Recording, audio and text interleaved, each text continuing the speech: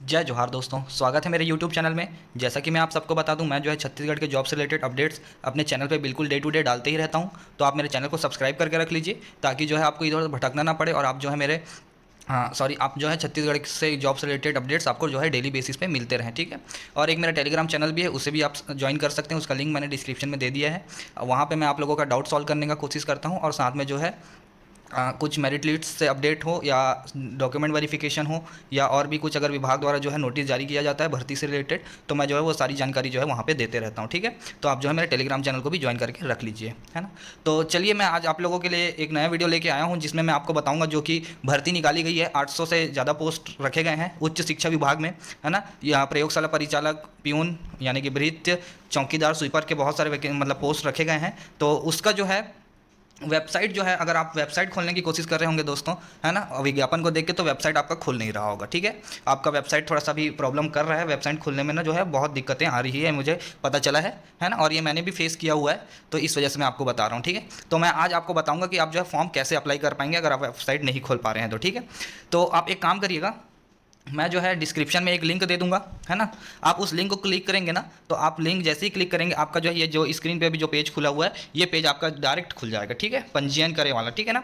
तो इसमें आप क्या करिएगा, अपना नाम डालिएगा, है ना, और मोबाइल नंबर डालिएगा, और साथ में उसके बाद जो है आप सेंड OTP करिएगा, ठीक है। सेंड OTP करेंगे तो जैसे ही आप सेंड OTP करेंगे तो आपके फ़ोन में जो है एक OTP आएगा, और नीचे जो है आपका एक ऑप्शन देगा कि आप OTP अपना वहाँ दर्ज करेंगे और रजिस्ट्रेशन करेंगे, ठीक है। तो चलिए मैं एक बार आपको करके दिखा देता हूँ, है ना। तो जैसा कि आप सब देख सकते हैं, सेंड OTP करेंगे तो उसके बाद जो है आपका एक जो है यहाँ पे एक OTP डालने का ऑप्शन आ जाएगा, ठीक है। और आपके पास एक OTP आएगा, जैसे कि अभी आपको ऊपर नोटिफिकेशन बार में दिख भी रहा होगा, एक मैसेज आया हुआ है मेरे पास। तो चलिए हम OTP को डाल देते हैं। तो जैसा कि आप सब देख सकते हैं, मैं अपना OTP दर्ज कर रहा हूँ, फिर वेरीफाई OTP करूँगा, है ना। OTP वेरीफाई करते ही देख सकते हैं आप जो है पासवर्ड और पुनः पासवर्ड का ऑप्शन आ रहा है आपके पास। तो पासवर्ड आप डालिएगा, ठीक है। पासवर्ड में आपको कैसे डालना है ये आपको मैं बता देता हूँ, है ना। आपका जो है एक कैपिटल लेटर डालिएगा और साथ में एक स्पेशल कैरेक्टर, ठीक है। जैसे कि मैं अभी एक बना रहा हूँ, मान लीजिए मैं एक पासवर्ड क्रिएट करता हूँ, एक कैपिटल यूज़ करूँगा, है ना। फिर उसके बाद स्मॉल यूज़ करूँगा और फिर एक स्पेशल कैरेक्टर और 3 नंबर, यानी कि टोटल जो है आपका 8 कैरेक्टर होना चाहिए आपके पासवर्ड में, ठीक है। तो वैसे ही सेम आपको इसमें भी लिखना है, और ये हो गया आपका पासवर्ड क्रिएट, ठीक है। आप जैसे ही सबमिट करेंगे तो आपका जो है डायरेक्ट आ जाएगा ये ऑप्शन क्या करने का, लॉगिन करने का, ठीक है। तो अब फिर चलिए अब हम लॉगिन करते हैं और आगे का जो प्रोसेस है मैं वो बताता चलूँगा आपको, ठीक है। वीडियो पे बने रहिए। फिर आप सब देख सकते हैं, आप जैसे ही लॉगिन करेंगे तो आपको जो है ये वाला पेज खुल के मिल जाएगा, ठीक है। तो यहाँ पे आपको जो है ऑनलाइन आवेदन करने के जो निर्देश हैं वो आपको पढ़ ही लेने हैं, ठीक है। ये भूलिएगा मत, आप इसको बिल्कुल से आप पढ़िएगा। ये नहीं कि हाँ बस आया है निर्देश दिया जा रहा है तो उसको आप इग्नोर कर दें, आप खुद से भी पढ़िएगा। मैं तो आपको बताऊंगा ही बताऊंगा अभी भी, लेकिन आप जो है एक बार खुद से भी जो है आप मतलब कि प्रॉपर से पढ़ लीजिएगा, ठीक है। तो आपका जो है फ़ोटो का जो साइज़ है ना, वो 50 KB से कम होना चाहिए, है ना। और आपका जो फ़ोटो है वो JPG और PNG में होनी चाहिए। हस्ताक्षर की जो साइज़ होगी वो जो है 40 KB से कम होने चाहिए और जो है JPG में होने चाहिए, ठीक है। और 10th का मार्कशीट और 5th का मार्कशीट आपका जो है 300 KB और 300 KB से कम होना चाहिए, ठीक है। और वो भी PDF होना चाहिए आपका, ठीक है। 10th और 5th का मार्कशीट, आप जिस भी पोस्ट के लिए अप्लाई कर रहे हैं तो आपका जो मार्कशीट है वो 300 KB से कम होना चाहिए, ठीक है ना। उसके बाद देख लीजिए, तो जाति प्रमाण पत्र का क्रमांक, जारी करने का दिनांक, जारीकर्ता अधिकारी का पद नाम और जारी दिनांक, ये सब आपको पता होना ही चाहिए, है ना। उसके बाद देख लीजिए, तो ऑनलाइन आवेदन के साथ अभ्यर्थी की जाति, जन्म तिथि, स्थानीय निवासी आदि संबंधित प्रमाण पत्र नहीं लिए जा रहे हैं, ठीक है। अभ्यर्थी के सभी प्रमाण पत्र का जो परीक्षण होगा नियुक्तिकर्ता प्राधिकारी द्वारा जो है नियुक्ति के पूर्व किया जाएगा, ठीक है ना। और उसके बाद देख लीजिए, आपको एक और जो है, तो आपको जो है त्रुटि सुधार करने के लिए 5 दिवस का जो है समय दिया जाएगा। अगर आप कुछ गलतियां कर देते हैं तो उसको जो है आप त्रुटि सुधार से आप जो है ठीक करवा सकते हैं, ठीक है। आपको जो है 10 तारीख है शायद तक, मेरे हिसाब से मुझे ऐसा लग रहा है कि 10 तारीख इसका लास्ट डेट है। 10 या 11 नवंबर लास्ट डेट है इसका। तो उसके बाद जो है आपको 5 दिन का टाइम दिया जाएगा। और मैं इसका जो पूरा वीडियो जो है मैं अपने डिस्क्रिप्शन में लिंक दे दूंगा, उसको आप देख लीजिएगा। वहाँ पे मैंने जो है डेट बताया हुआ है और पूरी वीडियो मतलब पूरी वैकेंसी से रिलेटेड जानकारी दी हुई है, तो उस वीडियो को आप देख सकते हैं, ठीक है। फिर उसके बाद फाइनल सबमिट करने के बाद प्रिंट आउट एवं पासवर्ड अपने पास अनिवार्य रूप से आपको जो है सुरक्षित रखना है, क्योंकि इसी बेसिस पे आपको जो है सारी जानकारी जो है आगे की वो आपको इसी पासवर्ड और इसी प्रिंट आउट के माध्यम से जो आपका रजिस्ट्रेशन नंबर या आपका जो एप्लीकेशन फॉर्म नंबर जो आपको मिलेगा फॉर्म फिल करने के बाद वो सारी चीज़ें जो है आपको काम आने वाली हैं आगे, ठीक है। तो चलिए हम आगे देख लेते हैं, है ना। तो फिर उसके बाद आपको वापस इस पेज पे आ जाना है ना। और उसके बाद जो है मेरे द्वारा जो है सभी निर्देश पढ़ लिए गए हैं, उसको जो है टिक कर देना है, ठीक है। उसके बाद जो है आपको क्या करना है, मेरे द्वारा सभी दिशा निर्देश पढ़ लिए गए हैं को आपको टिक करना है। और आप जैसे ही टिक करेंगे ऑटोमेटिक आपका जो है ये वाला पेज खुल के सामने आ जाएगा, ठीक है। तो फिर आपका प्रथम नाम हिंदी में आपको डालना है ना। मध्य नाम डालना है, हिंदी में डालना है। ये सारी जानकारी आपको हिंदी में, जहाँ जहाँ पे हिंदी बोला गया है वो सारी जानकारी आपको हिंदी में ही दर्ज करनी है, ठीक है। और एक और ऑप्शन है, उसको जो है आपको ना ध्यान देना पड़ेगा, और उसको मैं अभी आगे बताने वाला हूँ, तो आप वीडियो पे जो है जरूर से बने रहिए। उसमें जो है बहुत लोग गलती कर रहे हैं, ठीक है ना। आपका जो भारतीय मूल निवासी वाली एक ऑप्शन है, उसमें जो है बहुत लोग गलती कर रहे हैं, तो उस चीज़ को आप जो है इग्नोर मत करिएगा, वीडियो को बिल्कुल पूरा लास्ट तक देखिएगा, ठीक है। फिर आपको जो जो मांगा जा रहा है, ठीक है, पिता पति का नाम हिंदी में अंग्रेजी में, माता का नाम हिंदी में अंग्रेजी में, ठीक है। और आपको जो है फ़ोटो अपलोड करना है ना। उसके बाद हस्ताक्षर अपलोड करने हैं, फिर राज्य आपका, फिर जिला चुनना है, पता पिन कोड सारी चीज़ें डालना है, ठीक है। वर्तमान और स्थायी पता दोनों समान है, तो यहाँ पे आपको क्लिक कर देना है, ठीक है। तो सारी जो चीज़ें हैं वो आपको दोबारा से भी मतलब कि फिल नहीं करनी पड़ेंगी, वो ऑटोमेटिक यहाँ पे आ जाएगा, है ना। उसके बाद देख लीजिए, तो शासकीय सेवा में है, क्या आप भूतपूर्व सैनिक हैं। अगर आप शासकीय सेवा कर रहे होंगे, किसी भी पोस्ट पे हों और इसके लिए अप्लाई करना चाहते हैं, तो आपको यहाँ पे जो है टिक करना होगा, ठीक है। उसके बाद देख लीजिए, तो जाति संवर्ग चुनना है आपको, ठीक है। आप अनुसूचित जाति, सामान्य अन्य पिछड़ा वर्ग या अनुसूचित जनजाति जिससे भी आप बिलोंग करते हैं, वैवाहिक स्थिति आपको चुन लेना है, लिंग चुन लेना है, आपका जन्म दिनांक आपको डाल देना है। उसके बाद जो है यहाँ पे जो आयु लिखा हुआ है, आयु एस ऑन 1/1/2023, ये ऑटोमेटिक फिल हो जाएगा, इसको जो है आपको कुछ करने का ज़रूरत नहीं है, ठीक है। उसके बाद जो है आप प्रीव्यू का ऑप्शन क्लिक करेंगे, है ना। उसके बाद जो शो होगा मैं आपको दिखा देता हूँ, ठीक है दोस्तों। देख लेते हैं, मैंने जो है अपना डिटेल फिल कर दिया है ना।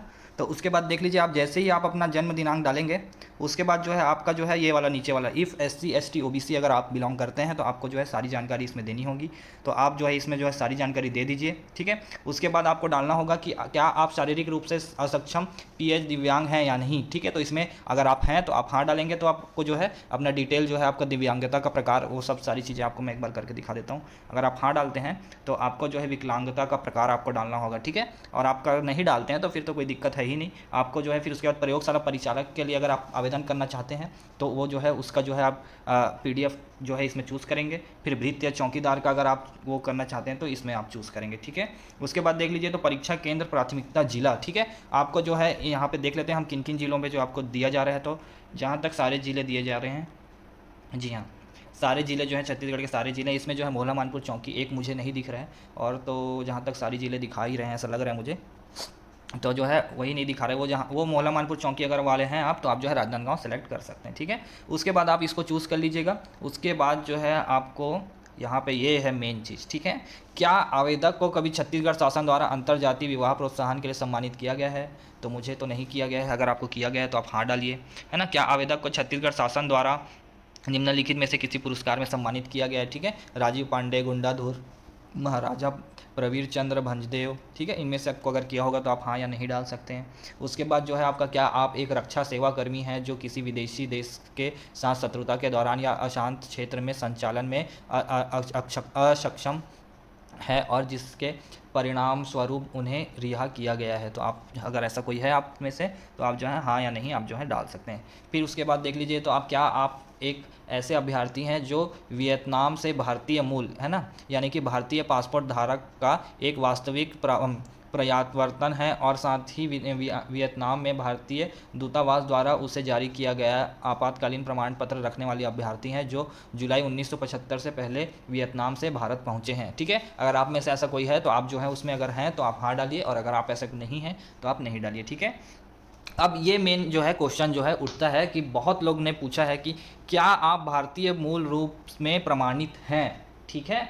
तो आप जो हैं अगर आप भारत देश में पैदा हुए हैं, ठीक है, तो ये जो है ये ऑप्शन उन लोगों के लिए रखा गया है जो क्या है ना भारत देश से बाहर के हैं, और वहाँ वो लोग जो है इंडिया में यानी कि भारत में आकर रह रहे हैं, क्या करके उन लोग को जो है भारतीय मूल का जो है उन लोग को प्रमाण पत्र दिया गया है भारत शासन द्वारा, ठीक है। तो ऐसे लोग हैं, वो लोग ही हाँ डालेंगे, ठीक है। और बाकी जो आप छत्तीसगढ़ हो या किसी भी ज़िले से कहीं से भी आप जो है पैदा हुए हैं तो आपको जो है इसमें नहीं डालना है, ठीक है। अगर आप भारत देश के अंदर पैदा हुए हैं तो आपको नहीं ही डालना है, ये इस चीज़ को ध्यान रख लीजिएगा, ठीक है। और इस चीज़ को आप बिल्कुल से ध्यान में रखिएगा, इसमें बहुत लोगों ने मिस्टेक किया है, बहुत ज़्यादा लोगों ने। तो इसमें जो है सारे लोग क्या कर रहे हैं, हाँ हाँ हाँ हाँ कि आप जो है प्रमाणित हैं, प्रमाणित है। तो आप जो है प्रमाणित नहीं है, आप इस देश में पैदा हुए हैं, ठीक है। ये प्रमाणित उन लोगों को बोल रहे हैं जो दूसरे देश से आए हैं और यहाँ पे उन लोगों को प्रमाणित किया गया है भारत शासन द्वारा, ठीक है। उन लोगों के लिए ये ऑप्शन है, ठीक है। आप तो भारत देश में ही पैदा हुए हैं, आपको जो है प्रमाणित करने की जरूरत नहीं है, ठीक है। तो इसमें आपको क्या डालना है, नहीं, ठीक है। क्या आप अलग या विधवा हैं, ठीक है, तो इसमें आप हाँ या नहीं डालिएगा। उसके बाद क्या आपको कभी किसी प्राधिकारी या संस्था द्वारा परीक्षा से बाहर रखा गया है, तो इसमें आपको अगर कोई ऐसा है तो उसमें हाँ नहीं करिएगा। उसके बाद क्या अभ्यर्थी को सेवा अवधि के दौरान कभी दंडित किया गया है या सेवा समाप्ति की गई है, तो इसमें भी आप देख लीजिएगा, अगर आपको ऐसा कोई किया गया है तो हाँ नहीं आप डालिएगा। क्या आपको कभी किसी अपराध मामले में दोषित घोषित किया गया है, तो इस चीज़ को आप ध्यान रखिएगा कि आप अगर दोषित घोषित किए गए हैं तो आप बिल्कुल से हाँ ही डालिएगा, क्योंकि इसमें जो है आपको जो है पुलिस का जो है चरित्र प्रमाण पत्र आपको देना होगा ज्वाइनिंग के टाइम पे। तो उस समय पे आपको जो है दिक्कतें आ सकती है अगर आप नहीं डाले और आप जो है दोषी ठहराए गए हैं, ठीक है। अगर आप दोषी ठहराए गए हैं और आप नहीं डाल दिए हैं तो आपको जो है पुलिस वाले चरित्र प्रमाण पत्र बना के देंगे जरूर, लेकिन उसमें आपका दर्शित होगा कि आप जो है इस चीज़ के इसके अंदर आपको जो है दोषी ठहराया गया था करके, ठीक है। तो इस चीज़ में आपको हाँ नहीं बहुत सोच समझ कर डालना होगा, ठीक है। उसके बाद आप जो है एक बार प्रीव्यू में क्लिक कर लीजिएगा, ठीक है। प्रीव्यू में जैसे ही आप क्लिक करेंगे ना तो आपका जो है जितने भी डिटेल आपने डाले हुए हैं वो सारा डिटेल आपको पूरा सामने एक फॉर्मेट में दिख जाएगा कि आप क्या क्या किन किन जगहों पर जो है डिटेल डाले हुए हैं, ठीक है। उसको जो है आप अच्छे से प्रमाणित कर लीजिए कि हाँ मैंने सारी चीज़ें जो है सही ही डाली हैं करके, ठीक है। उसके बाद जो है आप जो है मैं अतएव द्वारा घोषणा करता या करती हूँ वाले पे आप जो है राइट क्लिक कीजिए और फाइनल सबमिट का ऑप्शन आपका ग्रीन वाला, इसको आप टच कर दीजिए, ठीक है। और आपको मैं एक डिटेल बताना भूल गया, ठीक है। इस चीज़ को आप बिल्कुल से ध्यान रखिएगा, ठीक है। ये जो है विज्ञापन है, इस पर एक चीज़ लिखा हुआ है कि तीसरा नंबर आप पढ़ सकते हैं, भृत्य चौकीदार एवं स्वीपर के पदों के हेतु जो है अभ्यर्थी को एक ही आवेदन भरना होगा एवं उक्त आवेदन पत्र में पदों के लिए स्वयं की वरीयता का चयन करना होगा, ठीक है। उदाहरण दे दिया गया है कि अगर आप आपके द्वारा अगर मान लीजिए भृत्य चौकीदार एवं स्वीपर तीनों पद के लिए अगर आप आवेदन कर रहे हैं, ठीक है, तो उससे तीनों पद के सामने जो है चयन हेतु इच्छुक पद पे हाँ का चयन करना होगा, ठीक है। आगे मैं आपको बताऊंगा फॉर्म में कहाँ पे आपको हाँ करना है कहाँ पे नहीं करना है, ठीक है। इसके उपरांत सभी चयनित पदों का जो है वरीयता क्रम दर्शाने के लिए क्रमांक 1, 2, 3 का चयन करना होगा, ठीक है। इस चीज़ को मैं आपको आगे बताने वाला हूँ, तो आप वीडियो पे बने रहिए, ठीक है। ठीक है, चलिए हम आगे बढ़ते हैं फॉर्म पे।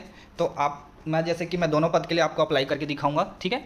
तो मैं प्रयोगशाला परिचालक के लिए पहले अप्लाई करते हैं, ठीक है। उसके बाद आपको फाइल चूज़ करना है, ठीक है। फाइल मैं चूज़ कर लेता हूँ।